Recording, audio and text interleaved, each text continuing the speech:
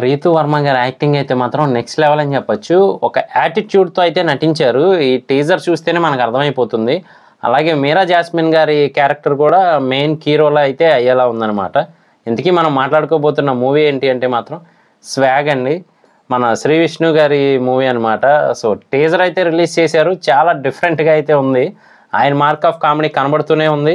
అలాగే కొన్ని డైలాగ్స్ ఆయన డిఫరెంట్‌గా చెప్తూ ఉంటారు కదా! సో అలా అయితే ఉందన్నమాట. సో కాన్సెప్ట్ చూస్తూ ఉంటే మాత్రం ఇంతకుముందు ఒక టైప్ కాన్సెప్ట్‌లో అయితే చూపిస్తున్నారు. పూర్వకాలం టైప్‌లో అని చెప్పి చూపించి, అక్కడేమో మొత్తం అంతా ఆడవాళ్ళదే ఆధిపత్యం అనేలా చూపిస్తూ ఉన్నారు. మన శ్రీ విష్ణు గారేమో అక్కడే ఉన్నట్టు కూడా చూపిస్తున్నారు. కానీ మొఖానికి మాస్క్ వేసుకొని ఉన్నారని క్లియర్‌గా తెలుస్తా ఉంది. అలాగే మరి అలాంటి సిట్యుయేషన్స్ నుంచి మన శ్రీ విష్ణు గారు డిఫరెంట్ క్యారెక్టర్స్ అయితే ప్లే చేస్తూ ఉన్నారనమాట. సో మరి ఆ క్యారెక్టర్స్ అన్నీ కూడా మూవీలో నటించిన పాత్రలా? లేదు అంటే గనక ఇంటర్‌లింక్డ్‌గా ఉండే క్యారెక్టర్సా? ఏంటి అనేది మాత్రం మనం వెయిట్ చేసి చూడాల్సిందే.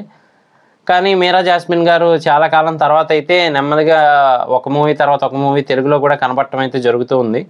సో ఇదొక మంచి మూవీ అని చెప్పొచ్చు. చాలా కాలం అయింది ఆవిడని చూసైతే మాత్రం. మంచి యాక్ట్రెస్. సో ఇందులో కూడా ఆవిడ రోల్ చాలా డిఫరెంట్‌గా ప్లే చేశారని చెప్పొచ్చు. మరి శ్రీ విష్ణు గారి కామెడీ తెలిసిందే కదా! మరి ఆ కామెడీ ఇక్కడ ఎలా ప్లే చేస్తారు ఏంటి అనేదే హైలైట్. ఒక కొడుకు కోసమైతే అంటే వారసుడి కోసమైతే అందరూ వెయిట్ చేస్తూ ఉన్నారని తెలుస్తుంది. మరి ఆ వారసుడు, కొడుకు ఎవరు అనేది చెప్పడానికే ప్రయత్నిస్తున్నట్టయితే ఉన్నారు.